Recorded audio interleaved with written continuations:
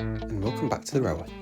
In today's video I'm going to be showing you the unboxing of this D600 warship class, or class 41. So here is the end of the box. It is D602 with a BR blue with split head code with a small yellow panel on the front. This model was purchased at the Redditch Model Railway Show from Hereford Models, as you'll see on the label. The back of the box here shows that it is distributed on behalf of the Kernow Model Rail Centre and manufactured, of course, by Bachmann, who owns EFE Rail. So here it gives you a nice exploded diagram of the parts for the class, which, as you can see, is a lot more detailed than on the previous models I've had on reviews, such as the Class 66 that I did recently, which didn't include anything like this. So this level of detail is really nice to see. And they include on both sides to show you both different toolings, and with the head code boxes and without the head code boxes. So here is the information sheet, which just gives you a bit of information about the model. So if we have a look further down the sheet, we can see it's a coreless motor with a Next 18 DCC socket. It also gives you a nice look at the accessories you can fit to the front of the model. As you can see on this page here, it also shows you the cleaning and maintenance that you need to do for the model, as well as the lubrication that they recommend.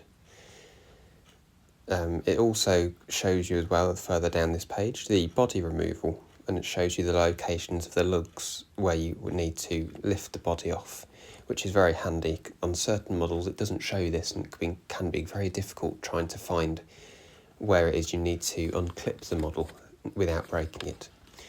So here it shows you the Next 18 DCC blanking plug, as well as having two switches. Now these two switches, as you can see, turn on or off the cab lights or tail lights. Now I think this is the first model that I have on this DC system that I have that has a cab light. That's going to be really interesting to see how it looks. So just turn it over here, and then goes through the warranty as well, just the standard warranty stuff that I usually have on the back of it. Now one thing about this model, in particular the packaging, that did confuse me a bit was the foam packaging that is around the model. Now this I haven't seen for a while on the model, especially a brand new tooled model, because one thing I did notice before getting the model out of the box was it rattled back and forth a little bit. It wasn't a lot, but it was noticeable, and whether that would possibly have caused any damage. Luckily it didn't, but anyway, here you can see the brilliant head code detail on the model, as well as the free rolling middle wheels on each bogie.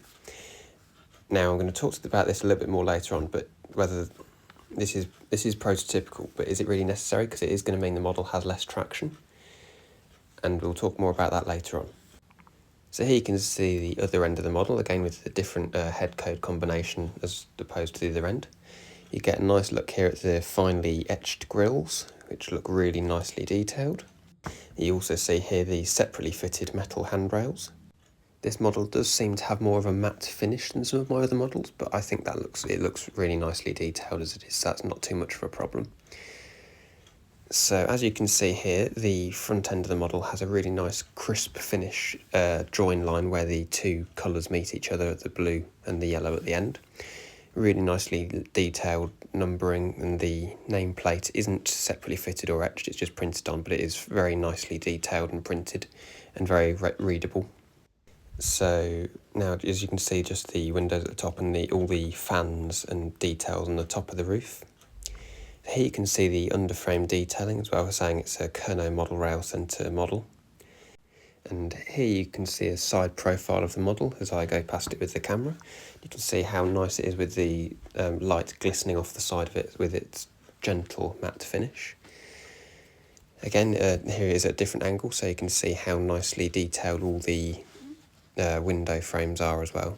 This gives you a nice side profile view at the bogie frames, which are very nicely detailed. So this is the first running out of the box for the model.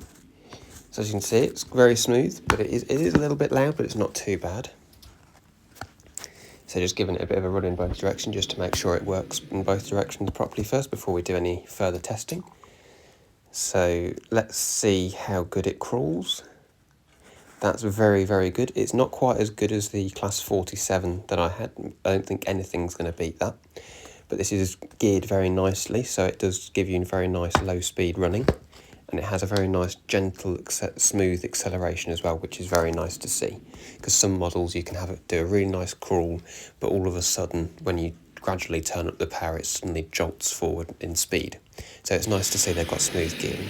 Here you can see it running past at full speed, which also gives you a nice view of the cab lighting. So this is the model on its first full loop of the layout. So you can see it's running really nice and smoothly going around the straight sections and around the curves. You can also see the cab lighting going. Now it stutters along this point here, which I didn't think anything of at the time.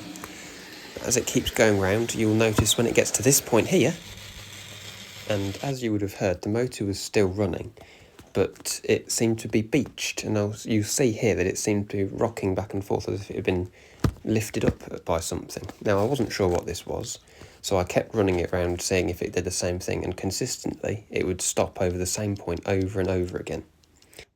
So I removed the blackboard from the front of the layout to get a better view underneath the model, as you can see here, but I couldn't see anything catching with the model. As you can see here, all the wheels are spinning, but it's not moving at all. Now this is one of the things I was wondering, whether having the middle wheels unmotored, whether that's something that inhibits the traction of the model. I had a quick look online at any similar problems, and I found a couple here where they also mentioned that their models were bottoming out over point work. You can see this person here checked the back-to-back, so I don't have any way of doing that with my model. But I kept looking online and found multiple references to an EFE fix document, which you can see on screen now. Now this is saying that the problem with the model only occurs on code 55 track. Well, that's clearly untrue, because I have code 80 track and it definitely didn't go around the points. Now, it could be an isolated issue, I don't know, but the fact that it said on there that it didn't cause any problems on code 80 did seem a little bit worrying. So this document then shows you how to remove the frame from around the bogie to then do some modification, which you'll see here. It shows you here, after you've moved the framework, that the middle mound is slightly more proud than the two outer mounds. Now, I hadn't necessarily realised which mound they're on about. I thought it meant the actual outside framework of the bogies due to the angle of the picture that they show here. But it once again mentions that this modification should only be necessary on code 55 points and crossings. It does mention as well that undertaking this modification will not invalidate the warranty, which is nice to know, but you shouldn't have to modify your model to make it run on your railway. It should be ready to run straight from the box. Now, the area in question on the underframe that I thought needed to be sanding down, as you'll see from this picture here, looked to me as if it had already been modified, as you'll see from both ends of the loco. I later found out that wasn't the area that needed to be sanded down, and it was in fact these sections that you'll see here. Although it said making these modifications wouldn't affect the warranty, I didn't want to risk damaging my model, so I informed Hereford Models of the problem, and they said I could send it back and they would do the modification for me. So off the model went, and it returned about a week later.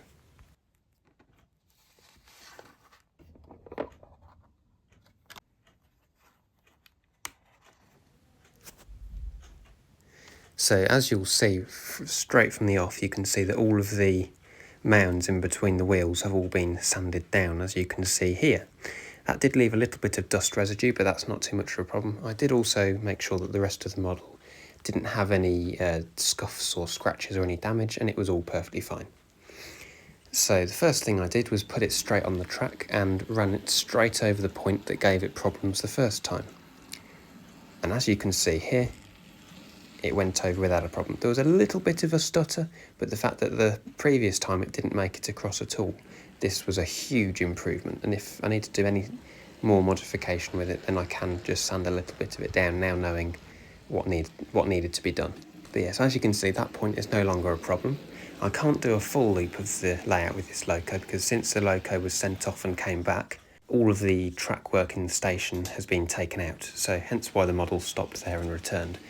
You'll see more about that station and the update to that in next week's video. But so yeah, as you can see, the model now runs perfectly, well, almost perfectly over the points, which were causing it problems before.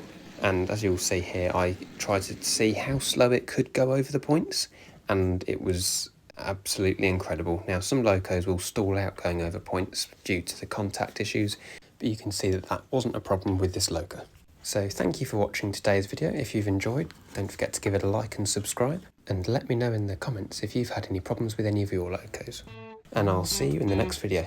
Thank you for watching. Goodbye.